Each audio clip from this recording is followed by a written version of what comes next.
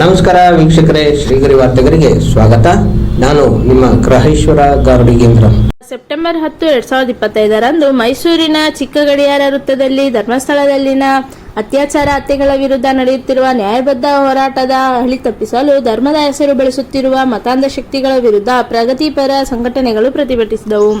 ಈ ಸಂದರ್ಭದಲ್ಲಿ professor Sabiha Gowda, professor ಕಾಳಚೆನ್ನೇಗೌಡ, Savita, ಪಾಮಲೇಶ್, ಪತ್ರಕರ್ತ ಗುರುರಾಜ್, ಸುಶೀಲಾ, ಹೊಸಕೋಟೆ ಬಸವರಾಜ್, ಮರಂಕಯ್ಯ, ಶಂಭುಲಿಂಗಸ್ವಾಮಿ, ಲತಾ ಸೇರಿದಂತೆ ಹಲವರು ಪ್ರತಿಭಟನೆಯಲ್ಲಿ ಪಾಲ್ಗೊಂಡಿದ್ದರು. ನಾವು ಎಡಚರನ್ನು ಸಹಿಸ್ತೀವಿ, ಬಲಚರನ್ನು ಸಹಿಸ್ತೀವಿ, ಧರ್ಮ ಬೀರುಗಳನ್ನು ಸಹಿಸ್ತೀವಿ, ಧರ್ಮದ ಬಗ್ಗೆ ನಂಬಿಕೆ ಇಲ್ಲದವ್ರನ್ನು ಸಹಿಸ್ತೀವಿ. ಇದು ನಮ್ಮ ಪ್ರಜಾಪ್ರಭುತ್ವದ ಬ್ಯೂಟಿ. ಇದನ್ನು ಅರ್ಥ ಮಾಡ್ಕೊಳ್ಳದೆ ಬಾಯಿ ಸಿಕ್ಕ ಹಾಗೆ ಮಾತಾಡೋದು. ಯಾರು ಮಾತಾಡ್ತಾ ಇದ್ದಾರೆ? ಒಬ್ಬ ಸಾಮಾನ್ಯರು ಮಾತಾಡಿದರೆ ನಾನು ಅಷ್ಟೊಂದು ಗಂಭೀರವಾಗಿ ತಗೊಳ್ತಾ ಇರಲಿಲ್ಲ. ವಿರೋಧ ಪಕ್ಷದ ನಾಯಕರಾಗಿರೋರು ನಮ್ಮನ್ನೆಲ್ಲರನ್ನು ಎಡಚರು ಅಂತ, ಅಲ್ಲಿ ಕೊಲೆಗೆ ಸಂಬಂಧಿಸಿದ ಹಾಗೆ ಬಹಳ ಮುಖ್ಯವಾದ ಸಾಕ್ಷ್ಯವನ್ನು ಅವನು ತರ್ತಾ ಇದ್ದಾನೋ ಅಥವಾ ಸುಳ್ಳು ಸಾಕ್ಷ್ಯವನ್ನು ತರ್ತಾ ಇದ್ದಾನೋ ಅದನ್ನು ಈಗ ನಿರ್ಧಾರ ಮಾಡೋಂಗಿಲ್ಲ, ಅದು ಕೊನೆಗೆ ನಿರ್ಧಾರ ಆಗುತ್ತೆ. ಆದರೆ ತರೋದಕ್ಕಿನ್ನೂ ಮೊದಲೇ ನೀವು ಅವರನ್ನು ಅವಮಾನಿಸುವ ರೀತಿಯಲ್ಲಿ ಬುರ್ಡೆ ಗ್ಯಾಂಗ್ ಅಂತ ಹೇಳೋದು, ಅದು ಯಾರು ಹೇಳ್ತಾ ಇದ್ದಾರೆ ಅನ್ನೋದು ಕೂಡ ಬಹಳ ಮುಖ್ಯವಾದದ್ದು.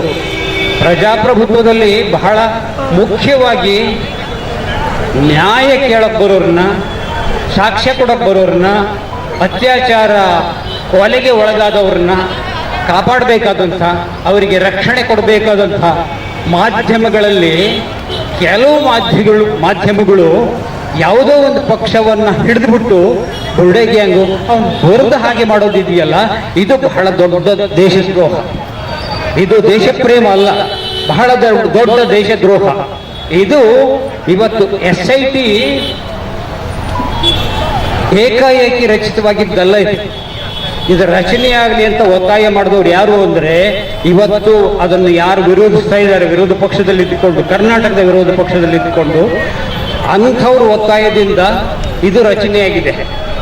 ಕೆಲಸ ಮಾಡಲಿ, ಇದು ಸಮರ್ಥವಾಗಿ ಮಾಡ್ತಿದೆಯೋ ಇಲ್ವೋ, ಅದು ಸತ್ಯವನ್ನು ಹುಡುಕ್ತಾ ಇದೆಯೋ ಅಥವಾ ಸುಳ್ಳನ್ನೇ ಒಂದು ಕಥೆಯನ್ನಾಗಿ ಕಟ್ತಾ ಇದೆಯೋ, ಈಗಲೇ ಹೇಗೆ ಹೇಳ್ತೀರಿ ನೀವು?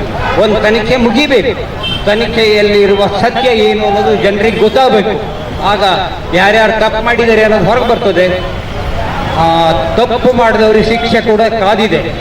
ಆ ಭಯನೇ ಇವತ್ತು ಇವ್ರನ್ನೆಲ್ಲ ಬೇಕಾಬಿಟ್ಟಿಯಾಗಿ ಮಾತಾಡಿಸ್ತಾ ಇದೆ.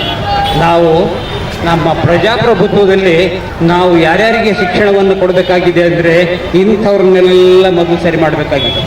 ಇವರಿಗೆ ನಿಮ್ಮದು ಬಹಳ ದೊಡ್ಡ ಸ್ಥಾನ, ವಿರೋಧ ಪಕ್ಷದ ಸ್ಥಾನ ಬಹಳ ದೊಡ್ಡ ಸ್ಥಾನ. ನ್ಯಾಯಾಧೀಶರು, ನ್ಯಾಯಾಲಯಗಳು, ಮಾಧ್ಯಮಗಳು ಇಲ್ಲಿ ಪ್ರಜಾಪ್ರಭುತ್ವದಲ್ಲಿ ಬಹಳ ಮುಖ್ಯವಾದ ಸ್ಥಾನವನ್ನು ಪಡ್ಕೊಂಡಿವೆ. ಅದನ್ನು ನೀವೆಲ್ಲರೂ ದಯವಿಟ್ಟು ಅರ್ಥ ಮಾಡ್ಕೋಬೇಕು ಅಂತಂದು ನಾವು ಅವರಿಗೆ ಪಾಠ ಮಾಡಬೇಕಾಗಿದೆ. ಪ್ರಜಾಪ್ರಭುತ್ವದಲ್ಲಿ ಆ ಪಾಠಗಳು ನಡೀತು. ಇಲ್ಲಿ ಏನಾಗಿದೆ ಅಂದರೆ, ವಿರೋಧ ಪಕ್ಷಗಳಿಗೆ ತಮ್ಮ ಪಾತ್ರಗಳೇ ಗೊತ್ತಿಲ್ಲ, ನಾವೇನು ಕೆಲಸ ಮಾಡಬೇಕು ಅನ್ನೋದು ಗೊತ್ತಿಲ್ಲ.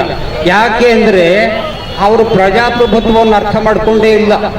ಸರ್ವಾಧಿಕಾರಿ ಪಕ್ಷ ಕೇಂದ್ರದಲ್ಲಿ ಏನಿದೆ ಅದರ ಬಾಲ ಬುಡಕರಾಗಿ ಇವರೆಲ್ಲ ಇದ್ದಾರೆ.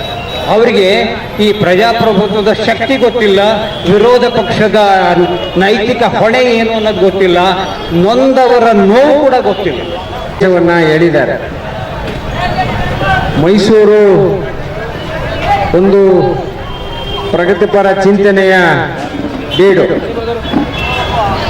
ಎಲ್ಲೂ ಅನ್ಯಾಯ ಆದರೂ ಕೂಡ ಮೈಸೂರಿನ ಜನ ಮೊದಲು ನಾವು ಪ್ರತಿಭಟನೆಯನ್ನು ಮಾಡಿ ದಾಖಲೆ ಮಾಡ್ತೀವಿ. ಏನು ಧರ್ಮಸ್ಥಳದ ಸೌಜನ್ಯ ಪ್ರಕರಣ ಮುಂಚೂಣಿಗೆ ಬಂದ ಮೇಲೆ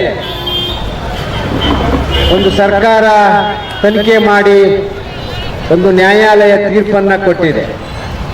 ಅದೆಲ್ಲ ಆಗಲೇ ಒಡ್ನಾಡಿ ಸ್ಟ್ಯಾನ್ಲಿ ಅವರು ಹೇಳಿದ್ದಾರೆ. ಈಗ ಯಾರೋ ಅನಾಮಿಕ ಗೋಡೆ ಚೆನ್ನೈನೋ ತಿಪ್ಪದಾಸಯ್ಯನೋ ಬಂದಿದ್ದಾರೆ.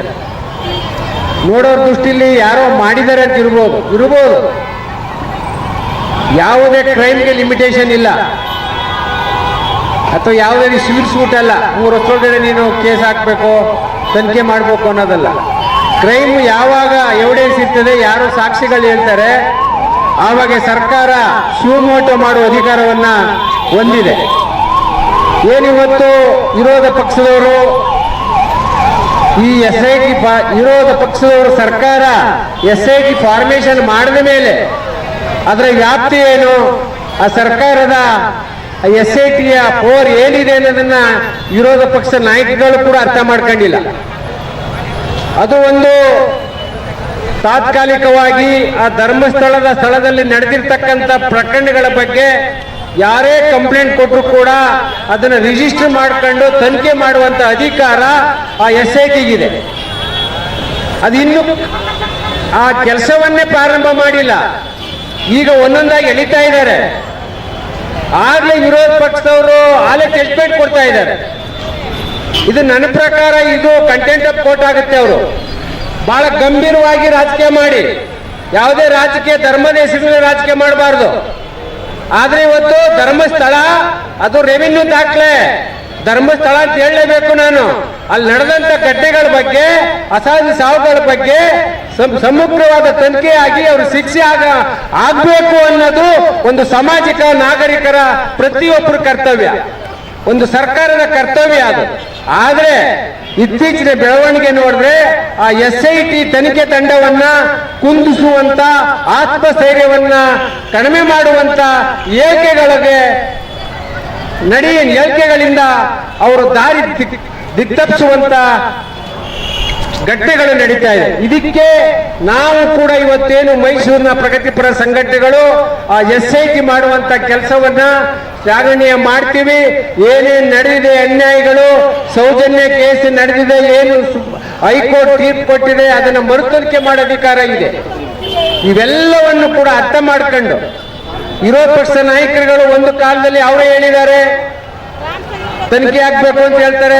ಅಲ್ಲಿ ನಡೆದಂತ ಷಡ್ಯಂತ್ರ ಯಾವುದೇ ಬೇರೆ ರಾಜಕೀಯ ಪಕ್ಷದವ್ರದಲ್ಲ, ಬಿಜೆಪಿ ಅವ್ರದ್ದು, ಅವರ ಸಂಘ ಪರಿವಾರ ಮತ್ತು ಹಿಂದೂ ಪರಿಷತ್ತು ಏನು ಇದಾರೆ ಕೂಟ, ಅವರೇ ಮಾಡಿರ್ತಕ್ಕಂಥ ಕೂಟಗಳು. ಇಲ್ಲಿ ಕ್ರೈಮ್ಗೆ ಯಾವುದೇ ಜಾತಿ ಧರ್ಮ ಇಲ್ಲ. ಮತ್ತೆ ಮುಂದಿನ ವಾರ್ತೆಗರಿಯಲ್ಲಿ ಭೇಟಿಯಾಗೋಣ. ಶ್ರೀಗರಿ, ನಿಮ್ಮ ಮನದಾಳದ ಗರಿ. ನಮಸ್ಕಾರ. ಶ್ರೀಗರಿ, ನಿಮ್ಮ ಮನದಾಳದ ಗರಿ. ಶ್ರೀಗರಿ, ನಿಮ್ಮ ಭಾವನೆಗಳ ಗರಿ. ಶ್ರೀಗರಿ, ನಾಡಿನ ಹೆಮ್ಮೆಯ ಗರಿ. ಮನೆ ಮನಗಳ ಗರಿದು ಶ್ರೀಗರಿ, ತನು ಮನ ಧನಗಳ ಗರಿದು ಶ್ರೀಗರಿ, ವಿಶ್ವದ ದೇಶದ ನಾಡಿನ ಗರಿದು ಶ್ರೀಗರಿ. ಶ್ರೀಗರಿ ಶ್ರೀಗರಿ ಶ್ರೀಗರಿ ಶ್ರೀಗರಿ ಶ್ರೀಗರಿ, ನಿಮ್ಮ ಮನದಾಳದ ಗರಿ.